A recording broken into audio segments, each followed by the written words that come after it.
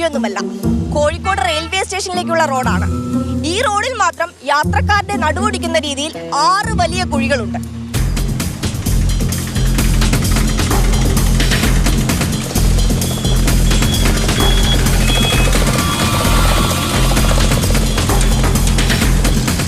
Railway സ്റ്റേഷനിലേക്കും വലിയങ്ങാടിയിലേക്കുമായി നിരവധി വാഹനങ്ങൾ ദിവസവും പോകുന്ന റോഡാണ്.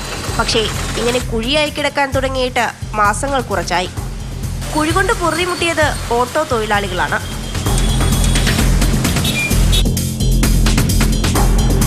നിങ്ങൾക്ക് എന്തെങ്കിലും കിട്ടുകയാണെങ്കിൽ വണ്ടിക്ക് വർഷാപ്പ് കൊടുക്കാനേ പൈസയുള്ളൂ, കുടുംബത്തിലേക്ക് കൊണ്ടുപോകാൻ പൈസ ഇല്ല. അമ്മാതിരി കുണ്ടും കുഴിയാണ് ഇവിടെ. ട്രെയിൻ വന്നു കഴിഞ്ഞാൽ ആ വെട്ടിൽ ഫ്രണ്ട് വീല് വീണ് കഴിഞ്ഞാൽ 750 രൂപ ചിലവാണ്. ഇപ്പോൾ ഈ വണ്ടി ചിലവാക്കിയിട്ടുള്ളൂ കഴിഞ്ഞ ആഴ്ച. ഈ വെട്ടിക്കൂടെ ചാടി കൊണ്ടുപോകുക തന്നെ, വേറെ നിവൃത്തില്ല. വാടക വണ്ടിയാണ്, ഓടിയേ പറ്റും നമുക്ക്. 3 വീലറാ, ചെറിയ വീലാ. ഇതാ കുയ്യിൽ വീണിട്ട് എണീക്കുമ്പോഴത്തിന് ഓരോ പാസഞ്ചർമാരെ നടുവൊട്ടി കൈയൊടിഞ്ഞ് മറ്റേ അയച്ചെന്ന് പറഞ്ഞിട്ട് നടക്കുന്നത്. അതും ഞങ്ങൾക്ക് എന്താ കുറ്റം? അധികാരികൾ പോകുന്നുണ്ട്, എല്ലാ രീതിയിലുള്ള അധികാരികളും. ഡെപ്യൂട്ടി മേയർ അടക്കം പോകുന്ന റോഡാ. ഇത് ഞങ്ങൾ ആരോടാ പരാതിപ്പെട്ടത്? അധികൃതരെ പല പ്രാവശ്യം അറിയിച്ചിട്ടുണ്ട്. ഇത് അറിയിക്കേണ്ട ആവശ്യമില്ല, അധികൃതർ പോകുന്ന റോഡാ. ഇപ്പോൾ കാലിക്കറ്റ് ആർട്ട് കോമേഴ്സൻസ് അസോസിയേഷൻ അടുത്ത ആഴ്ച ഇവിടെ ഒരു ധർണ നടത്താൻ ഉദ്ദേശിക്കുക.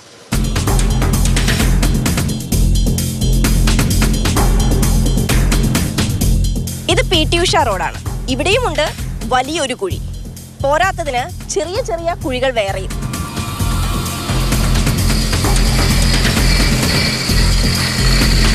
നഗരത്തിലേക്കുള്ള ചെറിയ റോഡുകളിൽ പലതിലും നിറയെ കുഴികളാണ്. കുഴികൾ താണ്ടാൻ ഇരുചക്ര വാഹനങ്ങൾ അഭ്യാസം നടത്തണം. വളരെ ബുദ്ധിമുട്ടാണ്. നമുക്ക് മഴ പെയ്ത് കഴിഞ്ഞിട്ടുണ്ടെങ്കിൽ ഒന്നും കാണൂല, ചാടി പോവുക. ബ്രേക്ക് പിടിച്ചു കഴിഞ്ഞാൽ അടുത്ത വാഹനം വന്ന് ബാക്കിൽ വന്ന് ഇടിക്കും. മഴ കൂടി പെയ്താൽ കുറച്ചധികം കഷ്ടപ്പാടാണ്.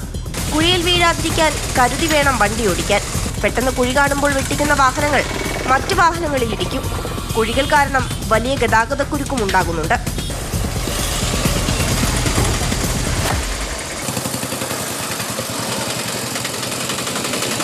ഇതുപോലെ എണ്ണിയാൽ ഒടുങ്ങാത്ത കുഴികളുള്ള റോഡുകൾ വേറെയുമുണ്ട്.